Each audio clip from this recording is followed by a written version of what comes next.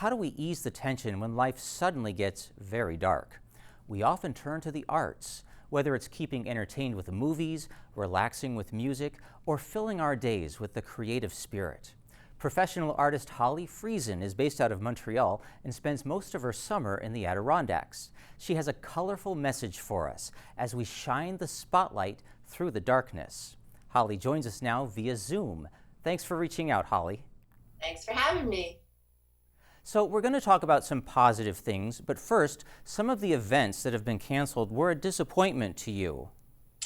Yeah, it's there's been a few things, but the most profound disappointment was a residency in Newfoundland, Pouch Cove, that I've been looking forward to for over a year, and unfortunately, that's been canceled. Oh, that's too bad. So that was a lot of you going to get together. Yes, there were 8 landscape painters going to join there for a month. Well, to wash out that disappointment, I understand you've used your paintbrushes to benefit your community. Yeah, just being inspired by the kids in my community who are posting rainbows in their windows with the saying "Ça va bien aller," which means it's going to be all right. I painted a big 4 by 4 foot banner and hung it off my balcony. Yeah, just to join in the positive vibe in the neighborhood. Is it hung where people can easily see it? Yeah, I happen to live right across from a park that's full of kids these days, and yeah, a lot of people stopping to take pictures of it all the time too. Oh, that is beautiful. What does the rainbow mean for you? Well, I've been looking more and more into it as an artist. It's a visual symbol that's popping up everywhere, and it seems to be, for me, a portal of uh, the entrance into a new story as we leave an old story that is in the process of being rewritten, and none of us really know what that new story is going to be yet. But hopefully, it'll be a hopeful one. Yeah, the rainbow is definitely a symbol of hope, and as you were saying, kind of a new beginning. And aren't you also giving a little hope to parents with young ones at home by doing an online activity? Yeah, the other thing I started doing is reading children's stories live on Facebook, and it's just grown to becoming a daily ritual for me, which is not only calming for me, but apparently the parents are getting a nice break and enjoying listening as well. It's a really nice thing to do. I love it. Oh, children's stories, they can say so much. What kinds of reactions are you getting from your story reading? Well, one of the things is that the parents are getting a bit of a break time. They've suggested that it's a good time for a shower. The kids respond beautifully as I've been sent videos of them listening, and it's wonderful to see. And some of them do their own drawings from the stories and send them to me or post them on the Facebook page for others to see, and that's always kind of fun too. It's slowly building a bit of community amongst everyone.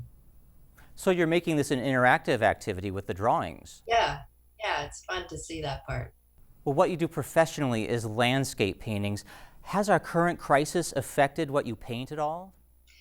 Yeah, pretty much anything that happens in the world goes into my painting. And at first, when it was all beginning, I started painting very turbulent rivers and roaring water and, just contained by solid rock. And that seemed to work for me. But as I've been doing these rainbows, the rainbow has started coming into my paintings. And I've never painted a rainbow. So that's been a lot of fun, actually. And again, it feels very uplifting to paint something so light filled and colorful and joyful, quite frankly.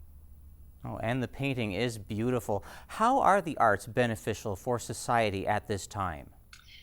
That's something that, you see it everywhere. Everyone is turning to the arts, whether it's poetry or reading or painting.